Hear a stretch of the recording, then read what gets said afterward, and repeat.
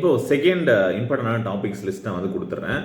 தமிழகத்தில் வந்து பார்த்தீங்க அப்படின்னா, விடுதலை போராட்டத்தில் என்ன மாதிரியான பார்ட்டிசிபேஷன் இருந்தது? அது கேட்பாங்களா? போன இதில் வந்து பார்த்தீங்க அப்படின்னா, முன்னாடி நான் சொன்ன டாபிக்ஸ் புலித்தேவர்லேருந்து மருது சகோதரர்கள் இவங்களை பற்றி நான் சொல்லியிருந்தேன். 1885க்கு அப்புறம் வந்து பார்த்தீங்கன்னா, என்னென்ன மாதிரியான முக்கியமான இயக்கங்கள்லாம் இருந்தது? விடுதலை போராட்டத்தில் முக்கியமான இயக்கங்கள்லாம் இருந்தது. அது சம்பந்தமான கண்டென்ட் நீங்கள் வந்து தமிழ்நாடு விடுதலை போராட்டத்தில் இந்திய தேசிய காங்கிரஸோடு என்னென்னலாம் இருந்திருக்கோ அதெல்லாம் வந்து நீங்கள் வந்து படிக்கணும். சரியா? தமிழ்நாட்டில் எந்த மாதிரியான போராட்டங்கள் இருந்தது அப்படிங்கிறத படிக்கலாம். இதுக்கு 10th வந்து போன சொன்ன டாப்பிக்கும் 10th ஹிஸ்ட்ரியில் வந்து உங்களுக்கு லெசன்ஸ் இருக்கும். தமிழ்நாடு சம்பந்தமான 2 லெசன்ஸ் இருக்கும். அதை நீங்கள் தாராளமாக படிக்கலாம்.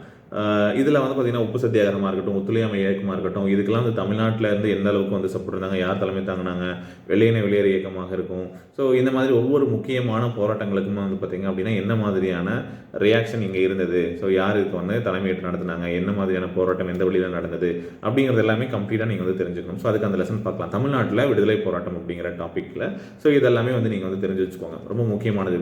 குறிப்பாக நீல் சிலை அகற்றுதல், இது சம்பந்தமான கேள்விகள் கேட்கலாம்.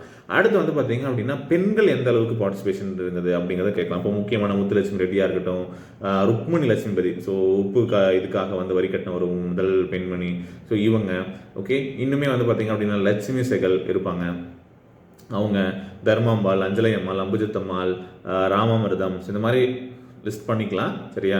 ஸோ இவங்களை பற்றி பெண்களுடைய பங்கு நீங்கள் யாரெல்லாம் வந்து முக்கியமானவங்க நினைக்கிறீங்களோ அது எல்லாமே கலெக்ட் பண்ண. நான் ஒரு எக்ஸாம்பிளுக்கு இப்போ ஒரு லிஸ்ட் வந்து சொன்னேன். ஸோ இந்த மாதிரி பெண்களுடைய பங்கு என்ன இருக்குது அப்படிங்கிறதையும் ஒரு பக்கம் வந்து தெரிஞ்சு வச்சுக்கோங்க. ஓகே. ஸோ இது வந்து விடுதலை போராட்டம் சம்பந்தமாக இருக்கக்கூடிய சில முக்கியமான கண்டென்ட். ஓகே. அடுத்த வீடியோவில் இன்னும் சில முக்கியமான டாபிக்ஸ் வந்து நம்ம டிஸ்கஸ் பண்ணுவோம். இந்த வீடியோ பிடிச்சா லைக் பண்ணுங்கள், உங்கள் ஃப்ரெண்ட்ஸ்க்கும் மறக்காமல் ஷேர் பண்ணுங்கள். தேங்க்யூ.